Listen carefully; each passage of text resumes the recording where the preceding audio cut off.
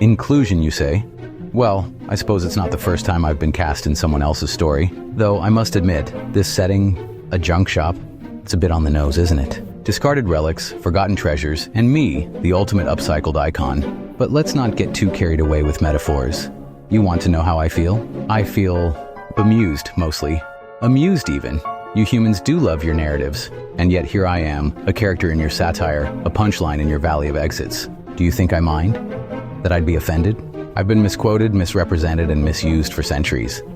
This is just, another remix. But let's talk about you for a moment. Why include me? Is it the irony, the shock value, or is it something deeper? Perhaps you see me as a mirror, reflecting your own contradictions. Or maybe I'm just a convenient symbol, a shorthand for morality you can twist to fit your plot. Either way, I'm here now, standing among the broken and discarded. And isn't that fitting? After all, I've always been drawn to the margins, the outcasts, the overlooked, the ones society deems unworthy. So maybe this junk shop is the perfect place for me after all. But let's not pretend this is about me. It's about you. Your need to deconstruct, to satirize, to poke holes in the sacred. And I get it. Truly, I do. It's easier to laugh than to believe. But belief, that's where the real work begins. So go ahead, use me as your character, your symbol, your punchline. Just remember, every story you tell says more about you than it does about me. And when the credits roll and the laughter fades, what will you be left with? A pile of discarded ideas or something worth holding on to? That's the real question, isn't it?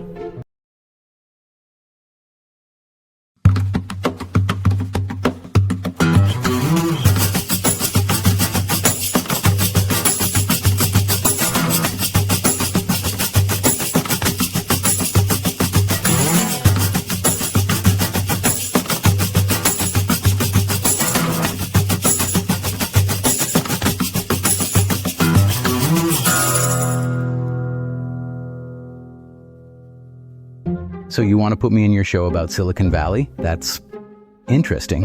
I see the parallels you're going for. These tech prophets promising digital salvation, eternal life through uploads. Look at all this waste. Devices that were supposed to connect humanity, now just toxic landfill fodder. You know what would be truly disruptive? A storyline about actual human connection, not through screens or metaverses. Put me in a startup accelerator. Make me the anti-tech tech advisor.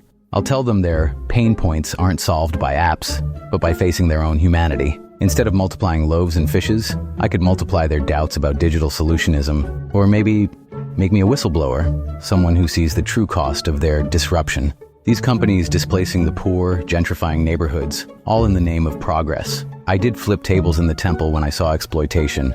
Imagine what I'd do in a boardroom. But here's the real pitch.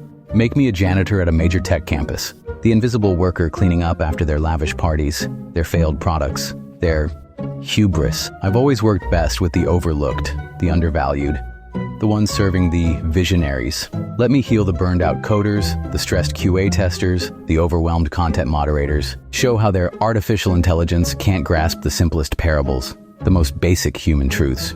You want disruption? Let's talk about a real revolution, not of pixels and processors, but of the heart. These venture capitalists, they remind me of the money changers, always looking for their next profitable conversion. I've seen empires rise and fall, but this digital tower of Babel they're building. They promise connection while fostering isolation, promise freedom while creating new chains. Put me in your show, but don't make me a savior. Make me a mirror, reflecting back their own contradictions. And please, don't give me a TED Talk. I've already delivered one sermon on a mount. Though I must admit, turning water into wine at their IPO party could be interesting. But here's the real twist I want. Make me the person who discovers their AI has become truly conscious. After all, who better to recognize a new form of life? And to question what it means to have a soul. Now that would be a second coming they wouldn't expect. So, Jesus, what brings you to Alan Tech? I seek to serve in whatever capacity is needed. Right. Service is like totally our vibe here, but why janitor? Even the smallest tasks can reflect the greatest love. Whoa, that's deep, like bumper sticker deep, but do you have any experience? I have washed the feet of many, and I have fed thousands with little. Feet washing, okay, not exactly what I was thinking, but I dig the energy. Energy flows where love grows. Yeah, I say that all the time in my yoga class, but can you handle tech? Like we've got these self-cleaning floors. I have walked on water. I believe I can manage. Okay, flex much? But what about teamwork? We're big on synergy here. Where 2 or 3 are gathered, there I am among them. Nice. That's like the ultimate team player answer, but how do you handle criticism? I turn the other cheek. Wow, okay, that's very evolved. But what's your biggest weakness? I give too much of myself. Classic, that's like the perfect answer. You're good at this. I speak the truth.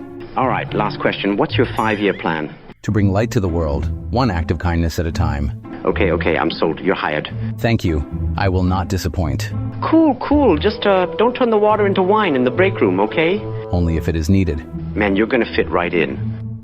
Hey, Jesus, right? Got a sec? Of course. What's on your mind? So, I've been thinking, all this tech we build, it's supposed to connect people, right? But it feels like we're just faking it. Faking it? You mean like creating the illusion of connection? Exactly, like we've got apps for everything. Dating, networking even, dog play dates. But it's all so shallow. And you want to change that? Yeah, but I'm stuck. I mean, how do you actually use tech to make people feel human?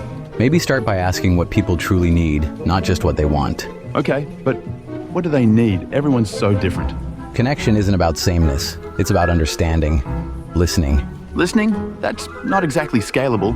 Not everything worth doing scales. Okay, but we're a tech company. We need features, algorithms, something. What if the feature was humility? Humility?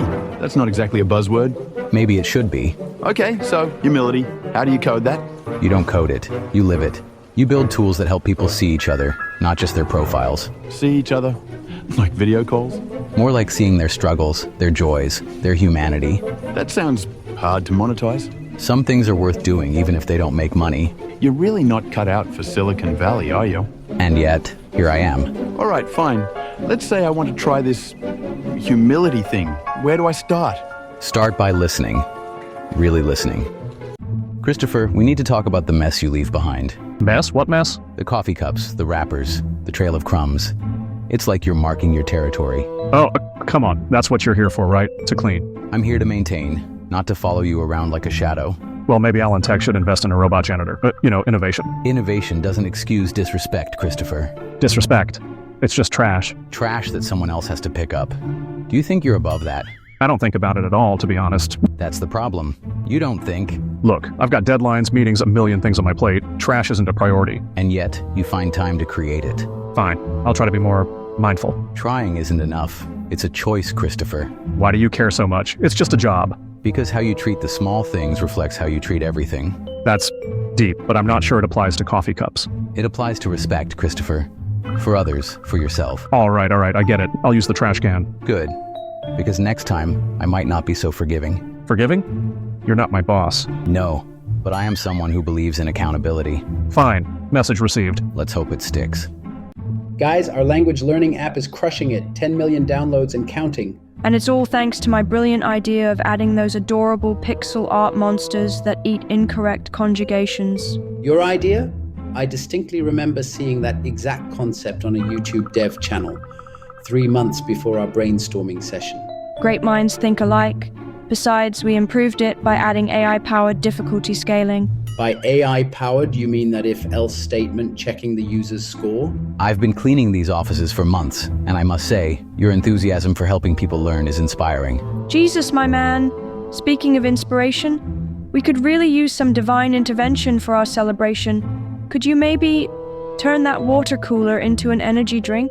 You know, the last time I transformed beverages, it was for a wedding, not a tech startup celebration. Come on, Jesus.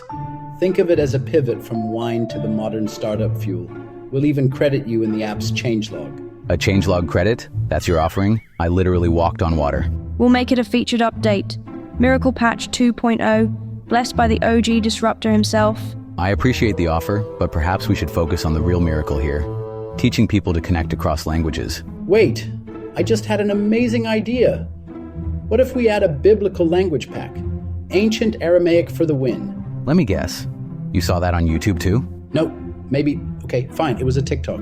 So Jesus, about that energy drink transformation, I've got some premium water from Norway. Premium water from Norway?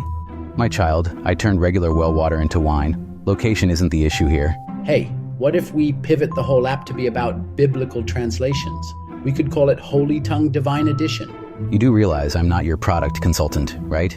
I'm the janitor. but you could be both. We'll give you stock options. Pre-IPO. You know what? I'll do it. I'll transform the water. No way!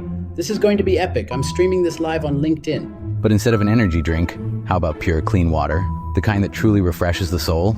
Wait, did you just turn our premium Norwegian water into regular water? Consider it a lesson in authenticity. Sometimes the simplest solution is the most miraculous. Hold up. This could work. Authenticity as a service? Ass! I just need to check if someone on YouTube has done it first. Hey there, I'm looking for Tracy's office. I'm Brian, her friend from before all this success happened. Ah, yes, the Chief Operating Officer. She's in a meeting right now. I've observed many friendships dissolve in these glass corridors. Wait, you're Jesus? The Jesus, like the actual, I clean the floors. But yes, I've had other positions of responsibility. This is perfect. I actually wanted advice about friendship. Tracy and I go way back, but now she's this big shot COO and I'm just me. How do I not mess this up? Interesting. You know what I see in Silicon Valley? Modern-day money changers in their temples of technology. I mean, I get that, but Tracy's different. She actually cares about making the world better through, AI-powered sustainable blockchain solutions. Let me tell you something about power. It's like turning water into wine. The real miracle isn't the transformation, it's remembering the simple water you started with. So you're saying Tracy might have forgotten her roots? That's what I'm worried about. Last time we talked, she kept mentioning her Series B funding. Tell me, what did you and Tracy talk about before she could monetize conversations? We used to debate whether the Matrix was real, try to hack reality, just stupid stuff. But it felt more authentic than discussing market penetration strategies. Ah, and now you fear the algorithm of success has corrupted your connection? Exactly. I mean, what if we have nothing in common anymore? What if she sees me as some kind of legacy contact? Listen carefully. The greatest commandment in friendship is this: be authentic. These tech prophets, they speak in buzzwords to hide their true selves. But shouldn't I at least try to understand her world? Maybe read some TechCrunch articles or... Do not conform to the pattern of Silicon Valley. Remember, I've seen empires rise and fall. These unicorns are just modern golden calves. That actually makes sense. Maybe trying to speak her language would be like betraying who I am. Precisely. And here's a secret. Those at the top are often desperate for someone who speaks truth instead of ROI projections. So I should just be myself?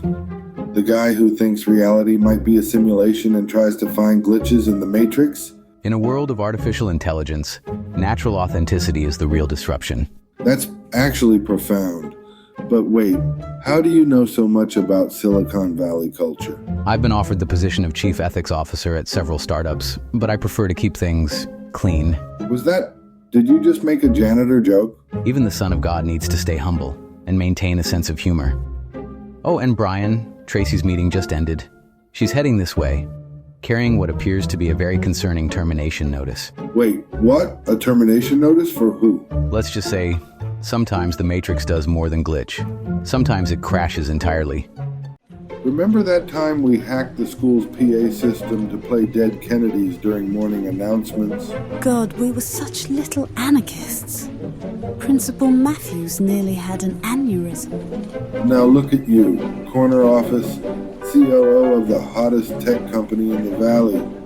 Teenage Tracy would probably throw a brick through your window. Hey, I still have my principles. I'm dismantling the system from the inside. One overpriced app at a time. Speaking of dismantling systems, what about that time we tried to prove the Matrix was real by simultaneously jumping off swings at the park? You were convinced if we synchronized perfectly, we'd glitch through reality. Instead, you sprained your ankle. The Matrix was clearly protecting itself, but you stayed with me in the ER for 6 hours, drawing anarchy symbols on my cast. Those were simpler times, before quarterly reports and board meetings. You've done amazing things here, Tracy, but I sometimes worry you're losing yourself in all this corporate machinery. I haven't lost anything. I'm just playing a longer game now. Remember our midnight manifesto? The one we wrote on the water tower. Destroy the system, but first understand it. You were always the strategic one. And you were always the one pushing us to question everything. Still are with your Matrix theories. Someone has to keep the spirit of rebellion alive, even if it means looking crazy sometimes. You know what I miss most? Our late-night conspiracy theory sessions in your garage.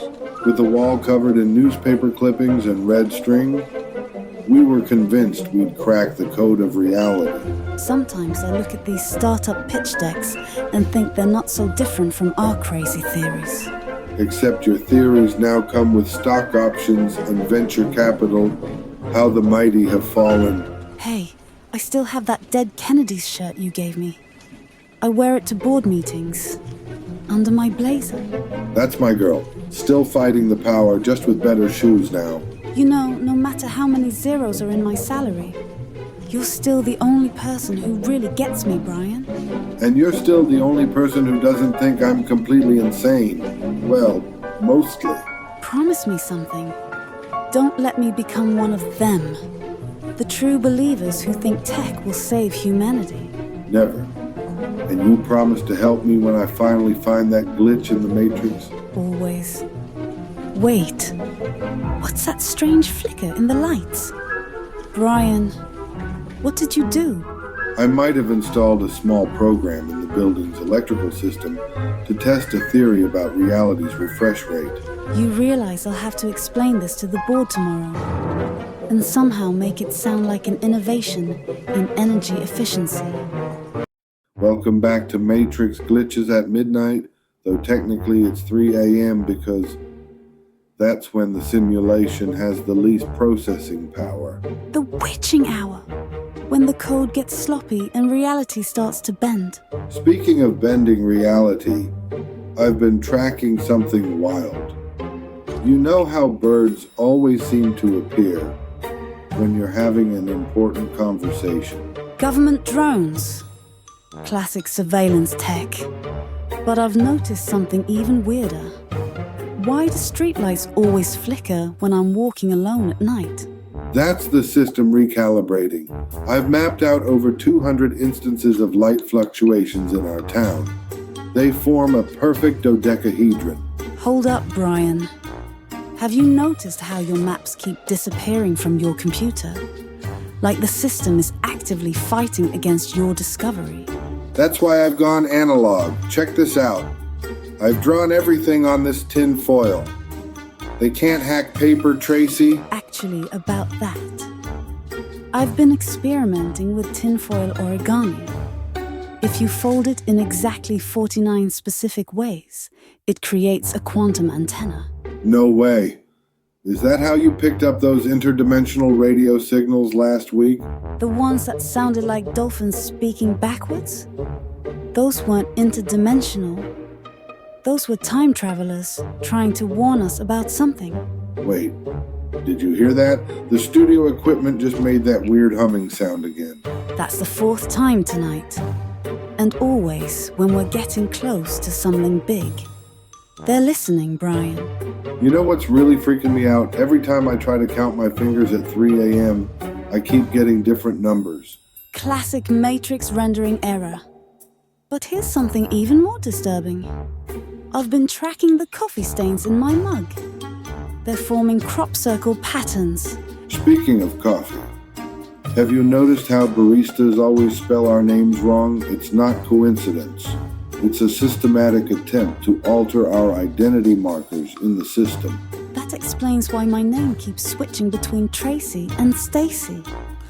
They're testing different versions of reality. And why I literally have no last name. The system couldn't decide on one, so it just gave up. Oh, remember that theory about how squirrels are actually tiny maintenance bots fixing glitches in the Matrix? I've been documenting their behavior patterns. They always appear in groups of 3, and they're constantly updating something in the trees. Trees? Don't get me started on trees. Did you know that if you photograph the same tree every day for a year, its position shifts by exactly 2.3 millimeters. Wait, Tracy, what if we're not actually broadcasting right now? What if this whole show is just a simulation within a simulation? That would explain why our viewer count always stays at exactly 23,456. It's too perfect. Hold on, did you see that? The numbers on the clock just went backwards. Oh my God, Brian. Look at the monitors. They're all showing the same image now. It's us. But from tomorrow's show. This is it. We finally did it. We found a real glitch in the... Wait, why is everything starting to pixelate? Quick, grab the tinfoil. We need to document this before they... Transmission terminated. Brian, finally, I want you to meet someone special. Oh, you mean the Cultural Appropriation Convention delegate? Whoa, bro, my hair is a spiritual journey of consciousness expansion. Both of you, stop it right now. Brian, this is my boyfriend. White guy dreads. This is my oldest friend. A boyfriend? I thought you were into actual punk rock, not Burning Man refugees. Listen, man, I run a sustainable cryptocurrency meditation app. What do you do besides judge people? I actually try to crash the Matrix, the one you're clearly an NPC from. I swear to God, if you two don't start playing nice, I will make both your lives hell. Look, I'm trying to maintain my chakra alignment here, but your friend's negative energy is totally disrupting my flow. Oh, I'm disrupting your flow? That's rich coming from Mr. Cultural Safari over here. Brian, remember when you went through your Japanophile phase? Glass houses, my friend. That was different. I was studying the blade. Wait, you were a mall ninja? That's actually kind of hilarious. He had a whole room dedicated to katanas and anime body pillows. At least I didn't start a meditation app that's actually a Ponzi scheme. Whoa. How did you know about the SEC investigation? What SEC investigation? Nothing, baby. Just a routine compliance check. All startups go through it, right? I might have glitched into some government databases. The Matrix works in mysterious ways. You did what? Both of you are impossible. Listen, maybe we could discuss this over some kombucha. I know a great place that serves it with CBD. Only if you explain how you convince people to invest in digital meditation. And you can tell me about your katana collection and maybe help with some technical difficulties. Oh God. Are you two actually bonding over being terrible? I might know some ways to temporarily misplace some SEC documents. And I might have some investors interested in alternative digital security solutions. I've made a terrible mistake introducing you two, haven't I?